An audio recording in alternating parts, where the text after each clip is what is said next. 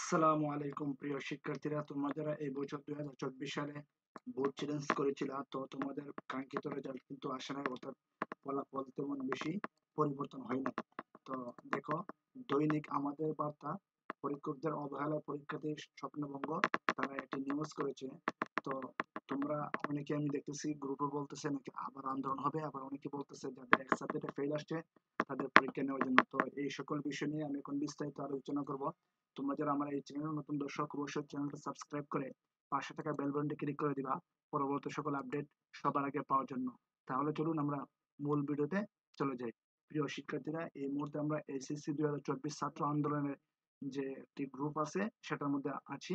তো দেখো, এখানে অনেকে লিখেছে যে সবার উদ্দেশ্যে একটি বার্তা, ভারত ও এই সিস্টেম, এখন আমাদের দাবি থাকবে যারা এক বিষয়ে ফেল করেছে তাদেরকে 1 মাসের মধ্যে পরীক্ষা নেওয়া হোক। তো এই বিষয়টা দেখো, আবার পরীক্ষা নিবে কিনা, আবার অথবা যে তোমরা অনেকেই চাচ্ছ যে আবারও আন্দোলন হোক, যে আন্দোলন হলে তোমাদের রেজাল্টটা পরিবর্তন হবে কিনা, সকল বিষয় নিয়ে আমি A to Z আলোচনা করব। তো এর আগে আমরা দেখি দৈনিক বার্তা, পরীক্ষকদের অবহেলায় পরীক্ষার্থীদের স্বপ্নভঙ্গ, এই বিষয়টা নিয়ে একটু আলোচনা করি। দেখো, এই বছর যারা তোমাদের খাতা দেখেছে, আমার মনে হয় না যে তারা ভালোভাবে খাতা দেখেছে, যার জন্য সাবজেক্ট ম্যাপিং হওয়া সত্ত্বেও তোমরা অনেক শিক্ষার্থী ফেল করেছো। আমরা ধারণা করেছিলাম যে এই বছর অন্যান্য বছরের তুলনায় পাশের হারটা অন্যান্য বছরের তুলনায় অনেকটা বেশি হবে, কিন্তু তা না হয়ে উল্টো হয়ে গেছে। অন্যান্য বছরের তুলনায় এই বছর আরো পাশের হার কম, অথচ সাবজেক্ট ম্যাপিং করা হয়েছে। সাবজেক্ট ম্যাপিং করলে তো পাশের হারটা বাড়ার কথাই, সেই জায়গায় আরো কম। যাই হোক, হয়তোবা তারা খাতাগুলো ভালোভাবে রেখে নেয়। আবার অনেকেই, অনেক শিক্ষা বোর্ড থেকে অনেকে বলেছে যে তারা নাকি তাদের সিস্টেম যে রেজাল্টটা আপডেট দেয়, তার ওয়েবসাইটে নাকি সমস্যা, বিভিন্ন ধরনের কথা বলেছে। তো যাই হোক, সেটা বলে তারা পার পাইছে, কিন্তু আবার যখন বোর্ড চ্যালেঞ্জের রেজাল্ট দেওয়া হয়েছে তখনও কিন্তু ভালোভাবে দেখে নাই। দেখো, এইচএসসি ও সমমান পূর্ণ পরীক্ষণের ফল, পরীক্ষকদের অবহেলায় পরীক্ষার্থীদের স্বপ্নভঙ্গ, এটা কিন্তু খুবই একটা দুঃখজনক বিষয়। একজন শিক্ষার্থীর একটা বছর লস, শুধু একটা বছর লস নাই, তার পারিবারিকভাবে, সামাজিকভাবে কতভাবে হেনস্থার শিকার হয়। অনেক শিক্ষার্থী তো আত্মহত্যা করতে চায়, অনেকে আমাদেরকে বলে। তো একটা বছর ফেল করলে বা একটা বছর লস হলে লাইফ থেকে, যার এমন হয় সে কিন্তু বুঝে যে কতটুকু কষ্ট। আর ফেল হলে পরে কিভাবে সমাজে বা গ্রামে মুখ দেখাবে, এটা খুবই একটা কষ্ট। অনেক ভালো স্টুডেন্ট, ভালো পড়ালেখা করছে সারা বছর, অথচ তার ফেল চলে আসছে, এমন অনেক স্টুডেন্ট আছে যারা 100 নম্বর আনসার করছে কিন্তু পরীক্ষায় ফেল চলে আসছে। তো তারা কিন্তু অনেক ধরনের দুঃখ প্রকাশ করেছে বা কমেন্টে বলতেছে যে ভাই আমি 100 মার্কের আনসার করেছি অথচ আমাকে ফেল। আমার মনে হয় না যারা 100 মার্কের আনসার করে তাদেরকে তারা ফেল হয়, তারা 33 মার্ক যেমনি পাবে, অথচ তারা তাদেরকে ফেল দিয়েছে। তো এটা কিন্তু আসলে আমার মনে হয় না যে শিক্ষকরা বা যারা খাতা দেখেছে তারা ভালো করে দেখেছে, যার জন্য তাদের এই অবস্থা। শিক্ষার্থীদের আজকে এত পরিমাণে ফেল। তো তারা যদি তারা আমানতটা খেয়ানত করে, অবশ্যই এটা হাসরদিন আল্লাহর কাছে জবাব দিতে হবে। যাদের এমন হয়েছে এখন ধৈর্য ধরা ছাড়া আর কোনো উপায় নাই। তো বিশেষ করে আমি যে কথা বলতে চাচ্ছিলাম, যে আন্দোলনের ডাক দিবা নাকি তোমাদের পরীক্ষা আবার নেওয়া হবে। অনেকে এই জিনিসটা তোমরা গ্রুপ বলতেছো যে আবার পরীক্ষা নেওয়ার জন্য। দেখো, এখন আমাদের দাবি থাকবে যারা এক বিষয়ে ফেল করছে তাদেরকে নতুন করে 1 মাসের মধ্যে পরীক্ষা নেওয়া হোক। সবাই আসো রবিবারে। তো এই বিষয়টুকু এখন কতটুকু যুক্তিযুক্ত হবে?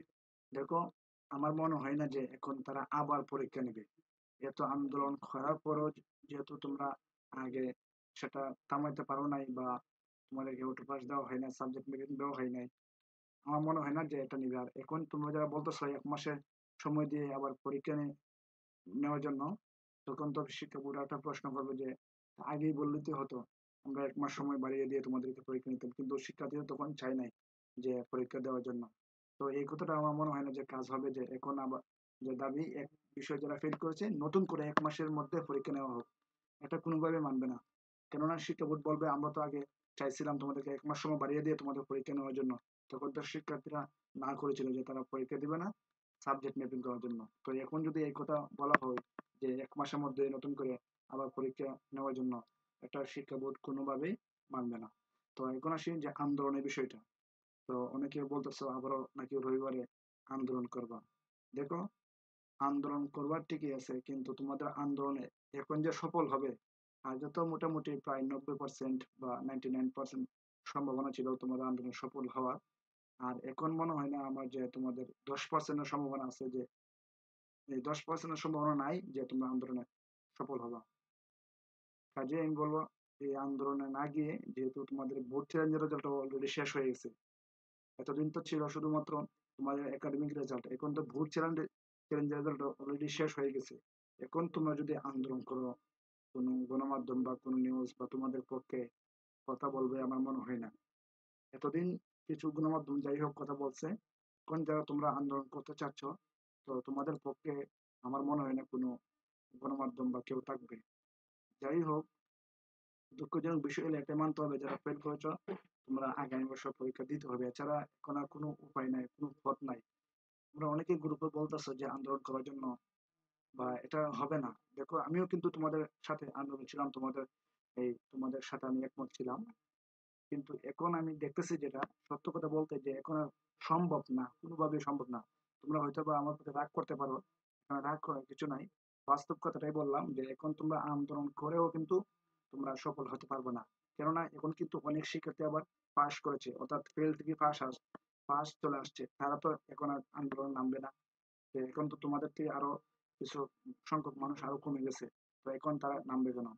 যাই হোক, তোমরা এই জিনিসটা মানতে হবে যে, যেহেতু ভোট চ্যালেঞ্জের রেজাল্টও প্রকাশ করা হয়েছে, তাহলে আমার মনে হয় না যে এখন তোমাদের আর রেজাল্ট পরিবর্তন করবে বা পরীক্ষা নেবে। তোমরা যদি আন্দোলন করো না কেন, এখন পুনরায় পরীক্ষাও নিবে না, অথবা তোমাদের রেজাল্টও পরিবর্তন হবে না। তো আশা করি তোমরা এই বিষয়গুলো বুঝতে পেরেছো। ভিডিওটা ভালো লাগলে অবশ্যই চ্যানেলটা সাবস্ক্রাইব করে পাশে থাকা বেল বাটনটি ক্লিক করে দিবা, পরবর্তী সকল আপডেট সবার আগে পাওয়ার জন্য। ধন্যবাদ সবাইকে।